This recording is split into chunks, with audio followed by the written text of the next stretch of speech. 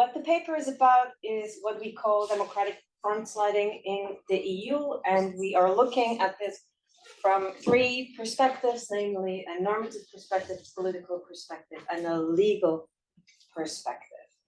So what kind of spurred that interest in thinking about these issues was, first of all, the historic election in Poland in 2023.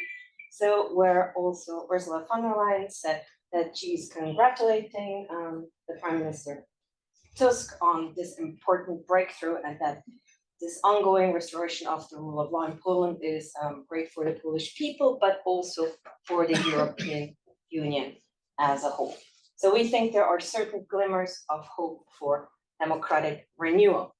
But at the same time, in Poland itself, there are remaining ingrained institutional autocratic enclaves. On the one hand, we can see that in the president, right, who is blocking certain kinds of reforms, but of course also the Constitutional Court as such. Then, besides these processes in Poland, we can of course also think that there are autocratic enclaves remaining in other member states, one of which we don't have to name, and then there's others that might also worry us quite drastically.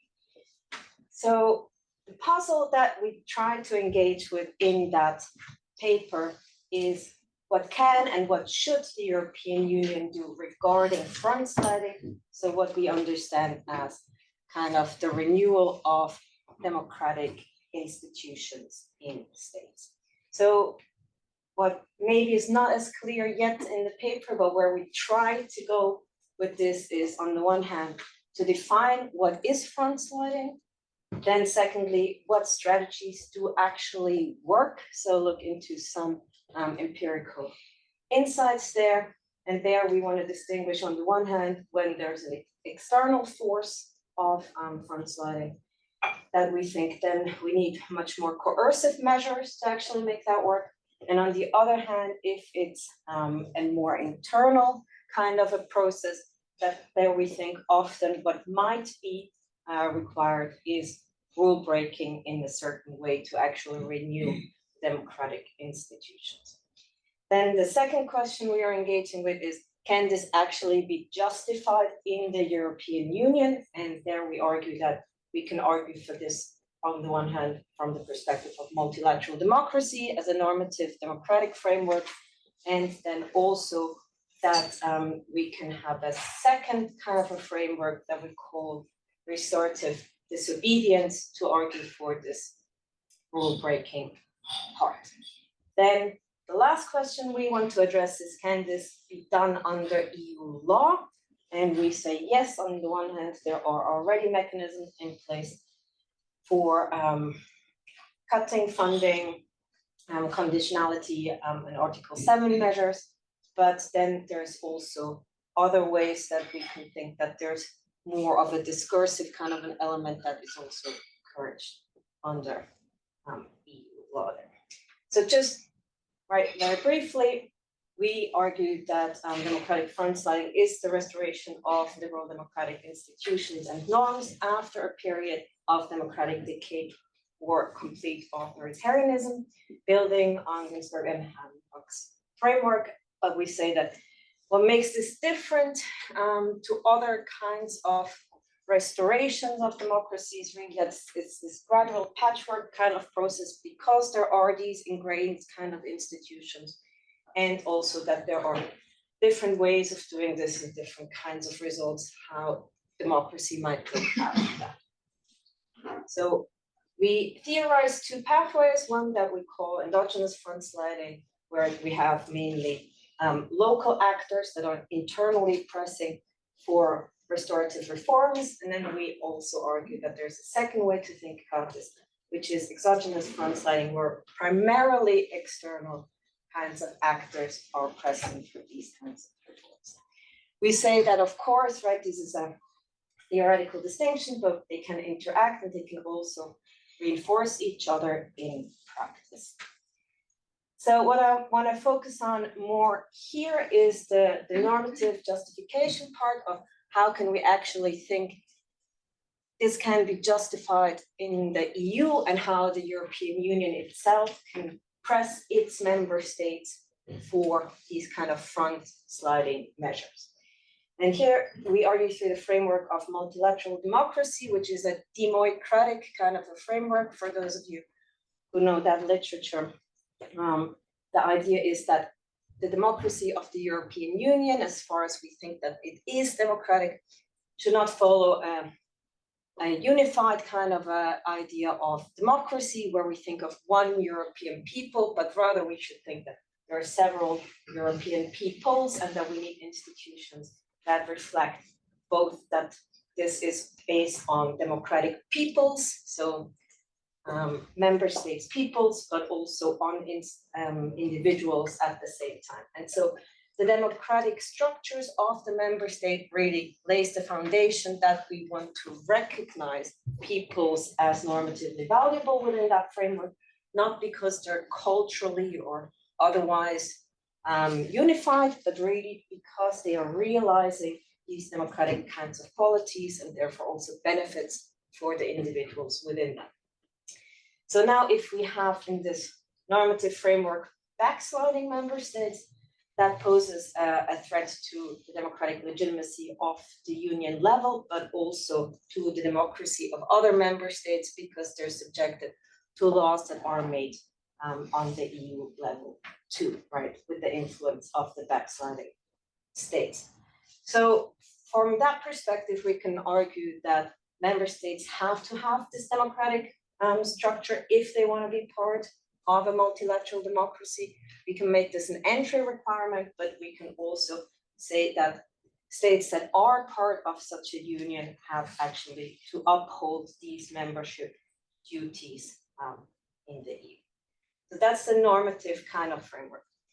So now you remember that I argued in the beginning that we have these autocratic enclaves within member states that are trying to front slide, and that creates a particular tension between what these kinds of renewals should look like. On the one hand, we want to have democratic processes for that, and on the other hand, we want to have effective kinds of measures that are working here. So the democratic dilemma here is that we have apparently unlawful and undemocratic means of restoring democracy within member states, which might seem at least problematic.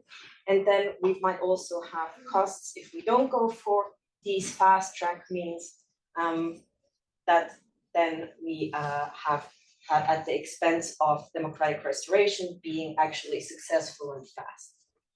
Now, some might say that, right, this is granting too much to bad faith kinds of actors that are just arguing that certain reform proposals are in fact undemocratic or are going against the rule of law themselves. So we also think that we should actually take this seriously from a democratic perspective, because we also need to justify these procedures towards citizens and other member states. So therefore, the question that we also want to answer in that paper is how can we distinguish rule breaches that are restorative for democracy from such that are the red flag of democratic backsliding.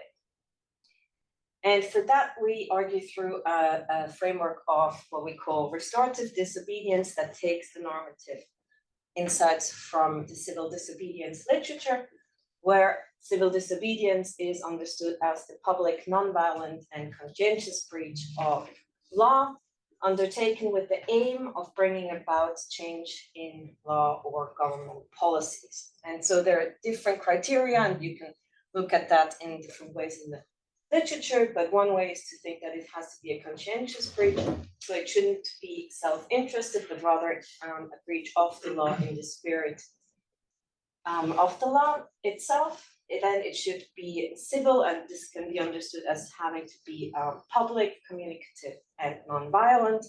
and we want to think about how this now can be applied to state actors, right? So there's one question whether we can really use such a civil disobedience framework for state actors, and we argue that yes, that is possible, but then we need to adapt that framework in some ways.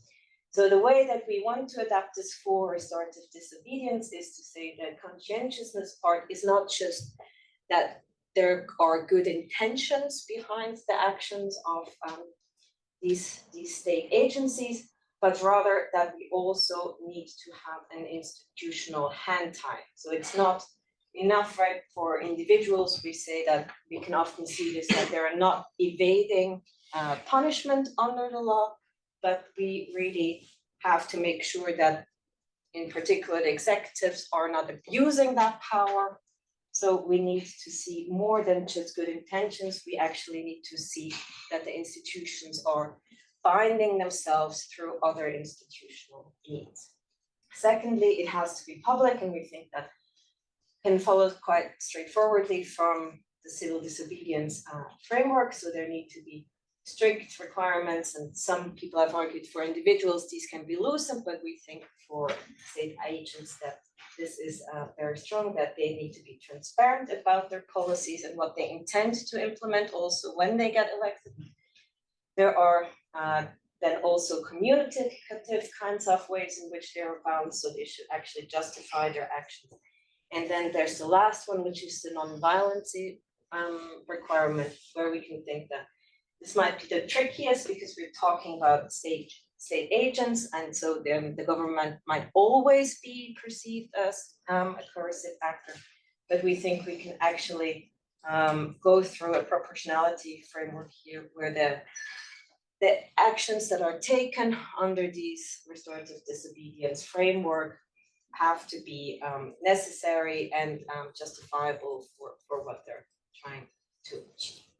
So I'm already out of time, I think, but just to give you an insight that we think that there are also EU law tools that we think can be used for that under Article 2 and 10 in particular, that we can also then repurpose certain other kinds of frameworks that have been used in particular for rule of law kind of breaches, and that we also think that in particular Article 7 could be repurposed in that kind of a manner, and also are criticizing the EU for halting the process against Poland under Article 7, because we think it could have been used as kind of a communicative function in the hearings, where that could actually have been a way to give, on the one hand, pressure, but on the other hand, also kind of an institutional hand-tying kind of a framework for that. And with that, I'm going to stop here. Thank you so much for listening.